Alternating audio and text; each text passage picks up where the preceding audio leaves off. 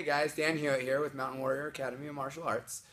Recently I got to sit down with Mr. Michael Chapman, and we got to do an interview with Michael a little bit on the past, present, future of Impact.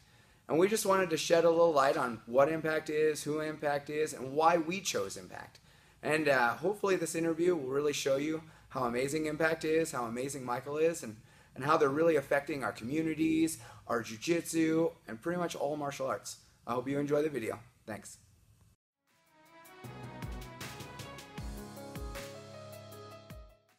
Hey guys, have some fun today. Have a few questions, some answers. We'll clarify maybe kind of what we've been doing and where we're going. So, what can I try to answer for you today? Well, first, what we'd really like to know about is a little history behind Impact and how your involvement with Impact and how Impact came to be. Okay, great question. When I was a teenager, I did dabble in martial arts. I studied some kung fu, and I off and on trained through college. And after college, I had a good opportunity to go to Japan, and live there, and I had studied the language, and I was there for work. But obviously, Japan has a rich history of martial arts, and I trained in a couple karate dojos and other martial arts facilities, and I really had a great time. I fit right in. The previous training I had matched up with the training that I was trying out. Great people, had a great time.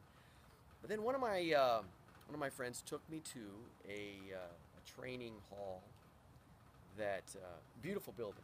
It was a brand new Budokan, a brand new big martial arts facility, unbelievably beautiful. Can't emphasize that enough. And I went inside, and there were martial artists training different weapons and forms, and I was overwhelmed by it. And we got up into the second floor of this huge building, and over in the corner was a small group of guys without a lot of formal clothes on. They were wearing maybe a gi or maybe a t-shirt and shorts, like a Thai boxer. And I went over and I met these guys. They were very friendly, and they invited me to train with them, and we did boxing, kickboxing, and jiu-jitsu. My first experience with jiu-jitsu. This was a shoot fighting group, and their primary focus was training to be competent in all these ranges. And I had never experienced that before. I'd obviously done point sparring and other martial arts training, but I hadn't really experienced full contact kickboxing, full contact boxing, and or jiu-jitsu. And again, it was a training environment. They were very welcoming, but they were used to training at a certain level that I wasn't yet. And so I had the glorious experience of getting my butt kicked in all those disciplines. I'd been outboxed, out kickboxed, and then I was exposed to jiu-jitsu, and at that point I was captured. Now the approach was slightly different than what we do now, but the idea was the same. That we're learning to add skills to our approach. So if we're stand-up fighting, we could do we could apply our techniques. If we're engaged, we can go to the ground, and then of course we have our jiu-jitsu ground fighting techniques. And I trained there for about a year and a half. Had a great time. I learned so much. It was a great moment for me too, because I was old enough and young enough to be caught in this decision-making process. Do I go back and do the kind of training that I was really comfortable with, or do I go forward into something that was new to me, that I wasn't super successful at yet?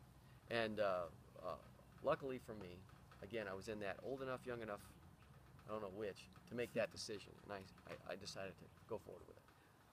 And then, after about a year and a half of training, I came home to Oregon, and I wanted to do some jiu-jitsu. I really needed to continue doing it. Once you've got the bug, it's difficult to just let it go. And unfortunately, at the time, there really wasn't many options for coaching. There were small pockets of guys doing some jiu-jitsu, but honestly, I didn't know them yet. And I went back to my martial arts community, my friends, and I grabbed a few of them, and I said, hey, let me show you what I've been doing. Here's what I started doing in Japan. At the time I was calling it shoot fighting, but here's the shoot fighting I was doing. And of course, they thought it was pretty neat, but the standard answer was, well, yeah, that's good, but you'll never get me on the ground. That's the famous cliche, right? Every stand-up martial artist is very confident he's going to be able to stop you from going to the ground. And so I said, well, short of poking my eyes out, stop me from taking it down. And inevitably, I would be able to get them there and show them some ground technique. And next thing you know, I had a small group of guys that I was training. And I mentioned 1.5 years of training, right? 1.5 years does not an expert make. But I was very motivated. And so we would set up scenarios. Okay, I'm in the worst position I can think of. Hold me down, and I'm going to try to get out of here and maybe choke you, or armbar you, or footlock, whatever we could make up as we went along. And that's how it went for the first couple of years. And this was in my buddy's garage. A good friend of mine allowed us to use his home as a training area. He had some wrestling mats, and we'd get together and train, and it was a really interesting time. No internet, no big DVD collections to purchase. We had the occasional VHS. Most of them were backyard fights, and we'd see a cool triangle or something, and we'd go, oh, we got to try that. Ultimately, I think we got the Henzo Gracie and Kukuk video collection, VHS. You guys remember what those were? And so there was some available information, but it was really difficult to get to and find. And ultimately, our group grew slowly. We'd find somebody who wrestled or did judo, or maybe occasionally we'd meet some guy from California who did some jiu-jitsu. And we'd add them to our group, or we'd invite them to train with us, and we'd train with them until we could figure out what they were doing and try to find a way to beat them in a training format, of course. Ultimately, as this Brazilian Jiu-Jitsu martial art has grown, other guys were getting involved with it. People were moving to town.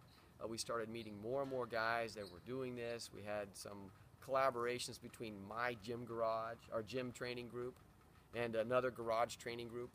We'd get together and have some roles, and it just kind of kept morphing along. Ultimately, I got involved with another martial art group that was starting a real attempt at an academy or a gym that trains kickboxing, boxing, jiu-jitsu, and again, the overall availability of coaching was challenging. We were most often just trying to figure out situations through sparring that would show us problems we had. If I were sparring with a bigger, taller, longer-armed guy, what do I need to do to beat him? I could choose not to fight him, but that doesn't help me solve my problem, right? So we would figure out ways, okay, maybe need to get inside, different takedown options. At the time, too, we were experimenting with stick fighting and all kinds of things. But everything came from the perspective of, well, let's fight and see how it works. And that was an interesting approach. I can say that we learned a lot. It was a harder way to learn, I think. Ultimately, I would have benefited, I think, like we see now, if a coach comes to you and says, well, that can work, but if you try it slightly different, if you try this way, you'll learn it faster. And that's where I think we are today. But ultimately, I began training pretty regularly, and I had the good fortune of meeting Chris Howder. Chris Howder came up to train our group, and I got to roll with him, I got to train with him, I went to a couple seminars with him, a couple classes he taught, and we hit it off pretty well. And from that point on, he became a coach to me, teaching me technique when we were together. He would, I'd call him, we'd talk about things, and I'd get information that way as well. And ultimately put me on a pretty good path. My perspective of the shoot fighting was a little more grab and go with submissions. The jiu-jitsu tended to be, as we know now, more positional control to submission, which ultimately gave us a more controlled game. And in 1998, we had an opportunity to open an academy. I had a couple of partners. We took over a martial arts academy in Beaverton that had a few members, a couple of which are still actually training with me today, which is amazing. But that was the beginning of our what Impact ultimately became. And with that, we had some time now as far as how we trained and what we learned how to train. And again, the coaching was difficult. Oftentimes we would just try something and try to make it work. But then there became more information available. Again, more time. I had finances. I could see Chris more often. Chris could come up. I had the ability to train with other jiu-jitsu guys. We got more and more information. Not to mention, of course, the internet came along, and information started to explode and become super available. And there we were. And we were a thriving but small niche martial arts group in Beaverton, and it just kept marching on until where we are today.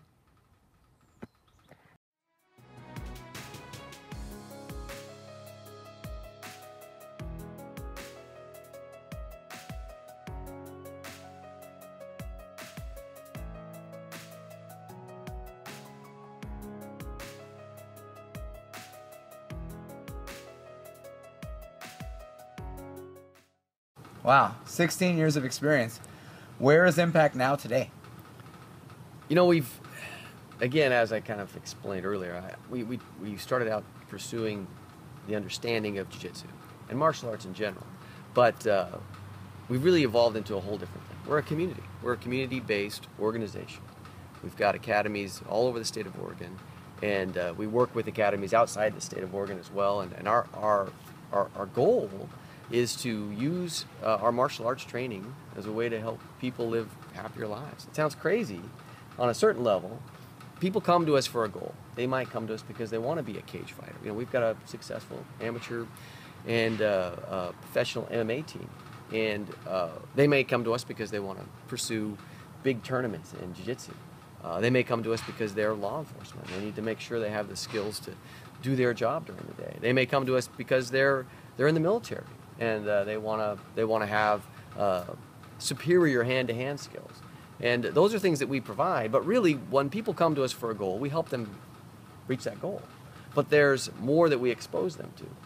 Imagine if you were, a couple hundred years ago, you might have lived in a small town and you knew everybody. Well, in our fast-paced world, we don't necessarily have that community involvement. And I think what we do at Impact, as well or better than anyone else, is create the ability of a person to involve himself in our community and reach for goals even beyond the ones they came in with. So that's kind of what we're doing now. I know that Impact is very community oriented within itself, but Impact's also a huge contributor to the community around it, our homes, our places throughout Oregon. What is Impact doing right now for our communities? That's a great question. I mean, we can talk about it from a couple perspectives. We've been, along with the growth of Impact, we've also been involved with the Subleague.com tournament series, and that's something it's 10 years old now. We've taken a lot of input from other academies and from people within our own organization. How do we make this better? What are the things about tournaments we want to see more of?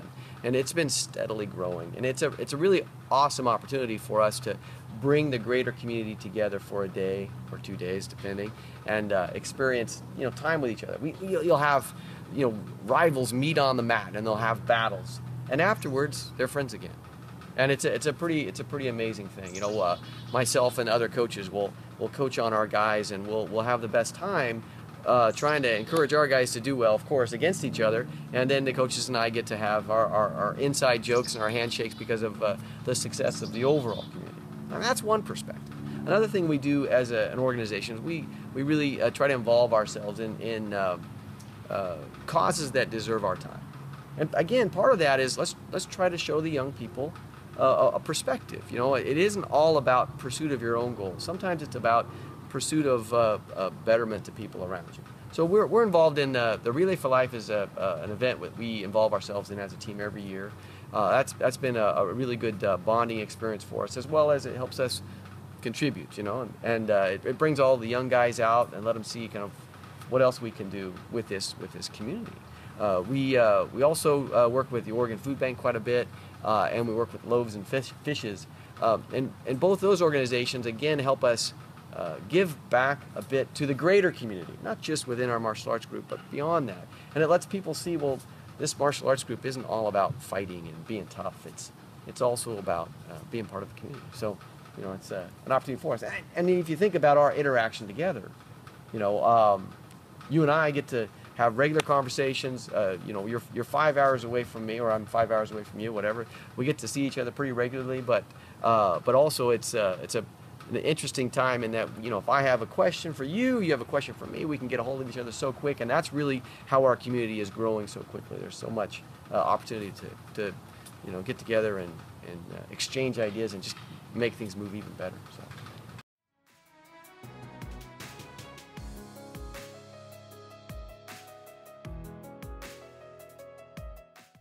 So I noticed that the tournaments that we've been attending, there's a presence of the Oregon Army National Guard. Could you tell us a little bit about that? Yeah, we've had the good fortune of working with the National Guard for some time now. They're a main sponsor to our tournaments. They supply us with a lot of beneficial stuff to make the tournament run well. In fact, they've got their own mats now that we get to use, and you'll see those in all the photographs of the events. But our relationship is partially that, but then on top of that, we have the good fortune too, myself and several of our head instructors, we work with the Army National Guard on their combatives program. We get to train, I think we go about probably quarterly, so 4 times a year. We go out and train on drill weekend. We run their combatives programs, or we assist in it, of course. But myself and 2 other coaches are level 2 Army combatives certified, and we train what is expected. There's certain things that we want to make sure that we train within the Army combatives requirements. But then, obviously, given that we do hand-to-hand training every day, whether it's the jiu-jitsu or the kickboxing, whatever, how we meld it all together, we're able to do the combatives. Plus, we try to add, what we can, real practical training experience. So it's just been a really good relationship for us. It gives us a real sense as coaches, an opportunity to help some guys who may really need it beyond any kind of a sport perspective. And I think it fits really well within the concept of what we're trying to do, and that is help everyone around us, try to make things a little bit better.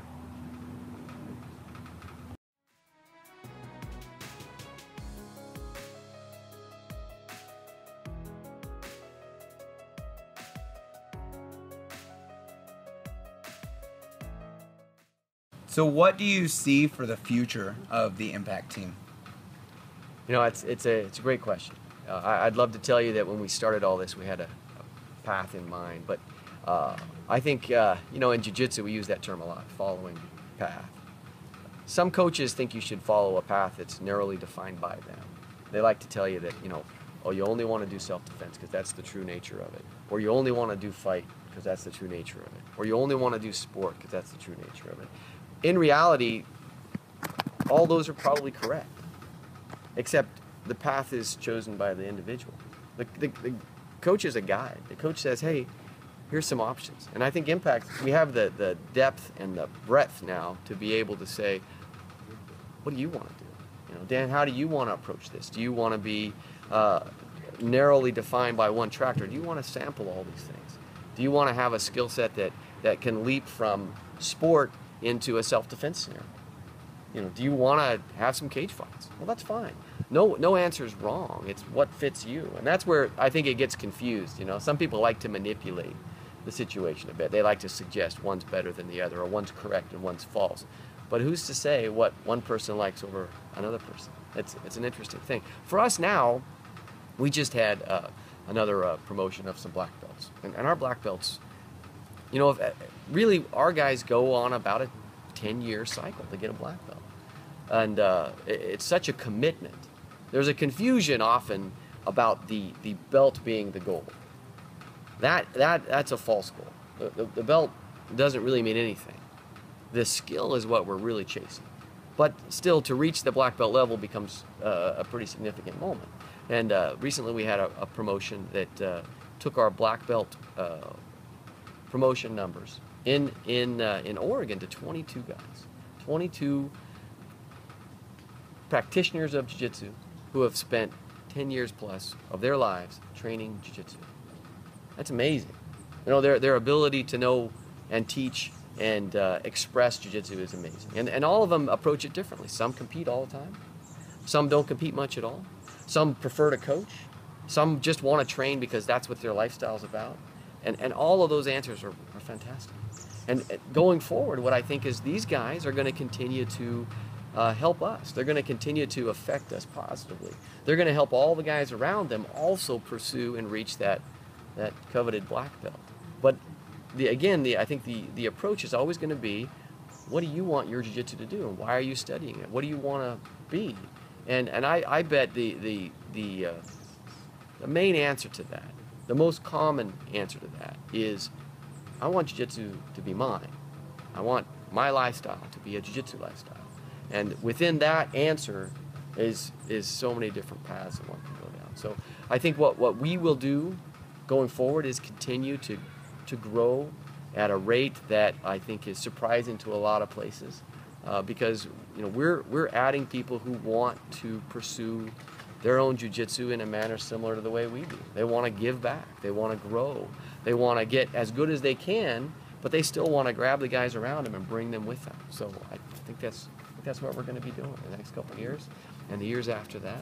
And I'm really excited about the potential that this Impact thing really supersedes me. This Impact thing keeps going with your help, with our guys all over the state, that with their input and with their growth, we're all just going to have this pretty amazing journey together with many paths all intertwining. It's going to be pretty great. We're definitely happy to be on the journey with you. That's for sure. Glad to have you, for sure. Hey guys, I hope you enjoyed the interview. I want to give a special thanks to Michael and Tracy Chapman for taking time out of their day to do this interview. It was really awesome of them, and they're really amazing people. If you guys need any more info about us or Impact, please visit our websites, and please don't hesitate to stop by any of our academies. Thank you very much.